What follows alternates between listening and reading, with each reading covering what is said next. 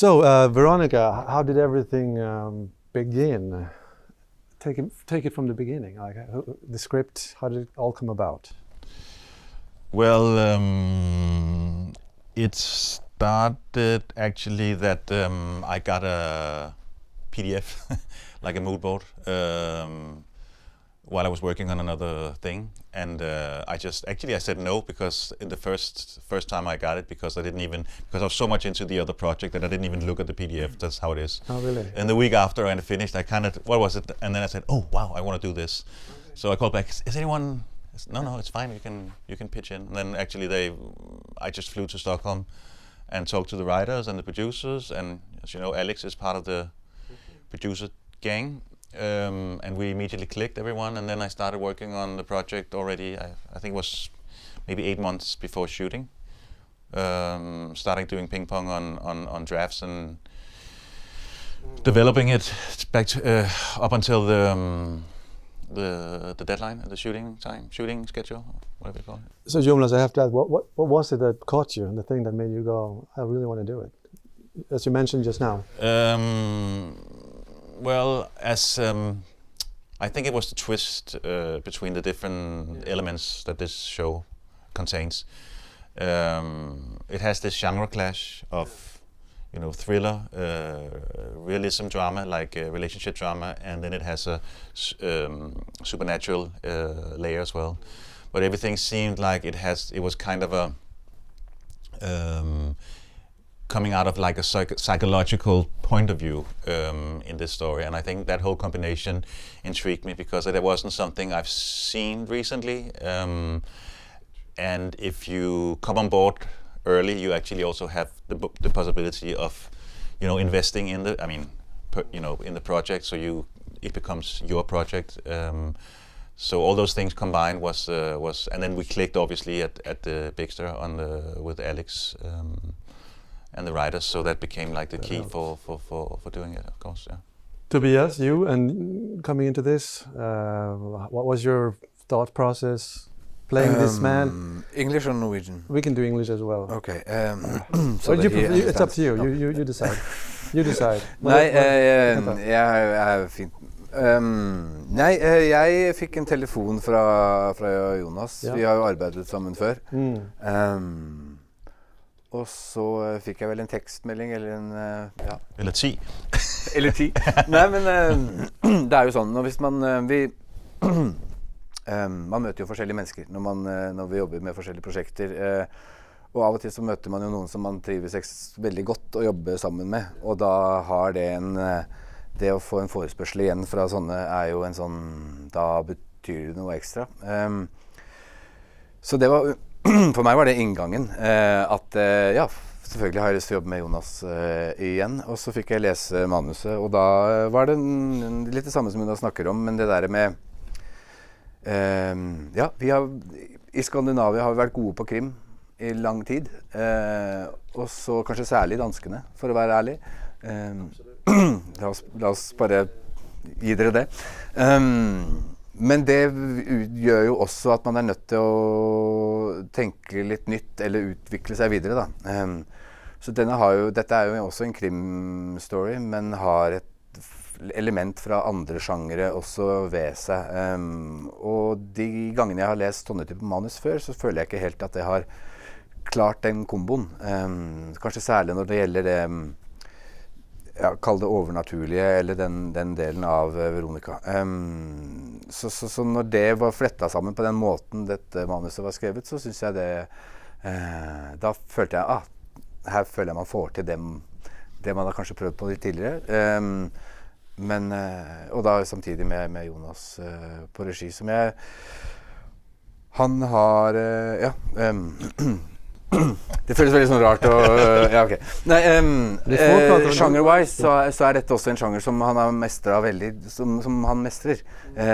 Sånn at det veldig trygt sted å gå til når man skal lage en sånn her type serie. Så det var det jeg kom inn med. Men selvfølgelig mye senere i prosessen enn det Jonas var. Jeg var tydeligvis bare en tekstmelding unna. Så, Hur är det som skådespelare? För jag är inte skådespelare, men det handlar mycket om att reagera på någon annan. Mer än att man kanske agerar, eller hur? Att man liksom reagerar. Och så spelar de mot Alexandras Veronika som inte gör någonting, som är bara nedtonad. Hur är det att spela mot henne? Liksom, när man kanske inte...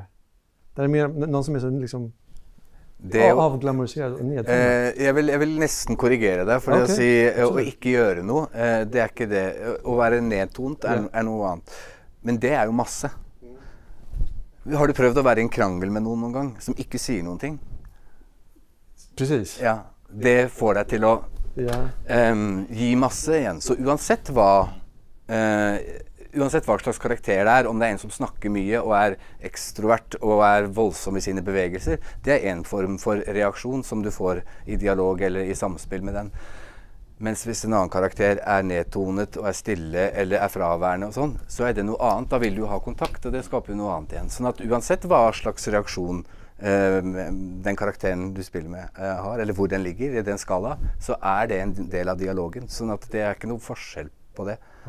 Syns jeg da. Ja, hvis det gir mening. Absolut. Det var en bra svar. Jag tänker också på det här, det finns ju en klar långsamhet i den här serien som jag personligen tycker jättemycket om. Men jag tänker att det kanske finns många, sägs det i alla fall, att det är uppmärksamhets TikTok-samhället, alla vill bara ha 3 minuters grejer. Hur tänker ni kring det här? Att hur kommer unga ta till sig en sån här serie som är så pass liksom, jag vill inte säga långsam, men du vet vad jag menar. Skal jeg svare på dansk? Du kan svare. Engelsk eller? Jonas, English. It's up to you. English. No, men I can English, whatever. I actually think I understand what you mean, but I also think that there's I mean, my daughter is 14 years old, and she's watched every film I've ever seen almost now. I think also there's a contra movement to that TikTok thing, yes. And I think it's happening as we speak. Sounds very big, but I think it is big in a way that somebody needs to focus at some point, and if we cannot enhance that feeling in storytelling, we're gonna lose already. So I have ambitions for the audience, because I don't think it's slow at all. This series, I think it's. You have to put yourself. You have to, make the contract with what you're watching, and I think it engages you quite early. This series, and I think and hope, obviously, that it will again take you by the hand and involve you and get deeper into the psychology of Veronika and Veronika's story. And let's see. But I think that it has that possibility. Because you want to get the answers.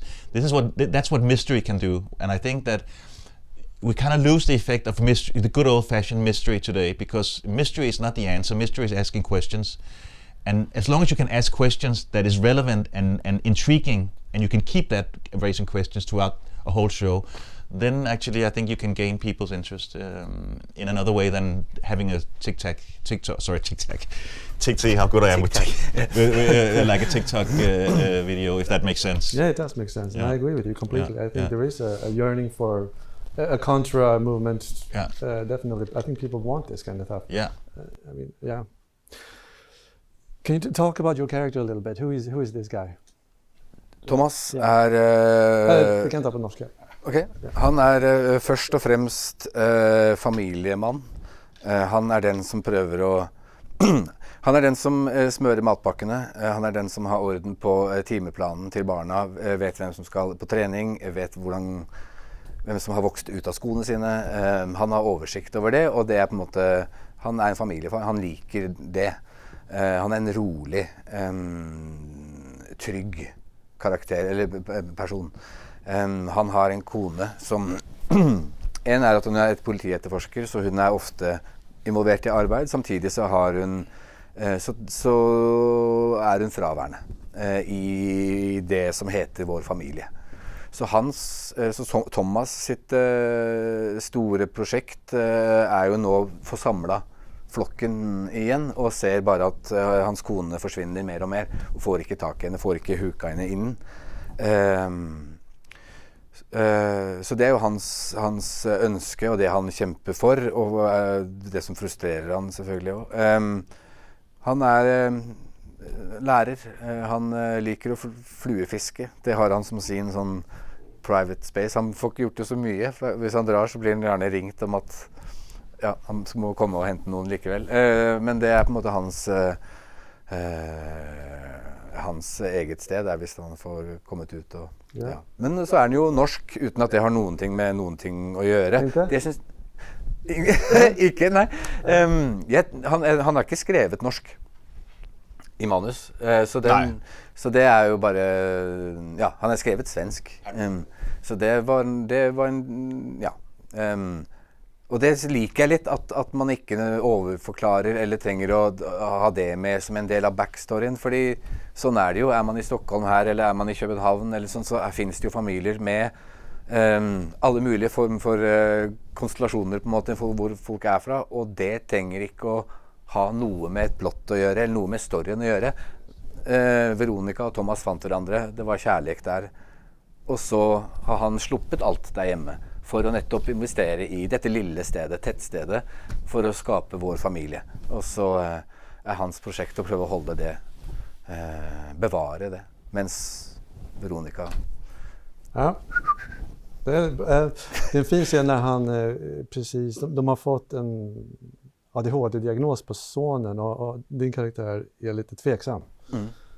Han säger att han vill inte att han ska börja bli som alla andra och så vidare. Och det är mycket om terapi, äta medicin. Jag tänker, ser ni Veronika lite som ett inlägg i hela den här debatten om terapi i samhället och allt det här? Eller? Ja, det är kanske en debatt här. Ja, eller jag vet inte om det är en debatt, men det är väl en, som alltid pågår. Ja. Psykisk ohälsa og alt det her. Ja. Jeg tror ikke, det har været et udgangspunkt altså, som for serien. Altså, de fleste mennesker lever med en psykisk lidelse. Altså, det er mere reglen end undtagelse. It's more people live with... it's not a taboo in any way. It's more like a human condition that most of us have in some way. So I don't see it as... In this story, it becomes part of an ingredients on her character, obviously, and the way that she sees at the world. But it's not a political discussion about anything like that. There's nothing political about Veronika at all, or no. No. Can we talk a little bit? I don't know if we have so much time, but the look of the show. Can we talk about that? What was the thought process behind that? It looks great, by the way. I think it looks great. Yeah. Thank you so much for that. Well, you know, it's shot in Dannemora, so most of it, so it's like 2 hours away from Stockholm. So we you know, I think, generally or overall, we wanted to create like its own little bubble of this story. It had to be a bubble where you could see things happening, like you would accept if there was, you know, that was a crime plot, and there was a paranormal element, or etc. But it was also important that it was a visual language that you connected to as an audience, that you believed in the universe, you believed in the characters, you believed in what they did. As Tobias was just saying, like, yeah, he does the lunchbox, or you know, he had to pick up the kids from school, and all the other stuff that we are doing every day. So it had that, you know, it has to have that combination.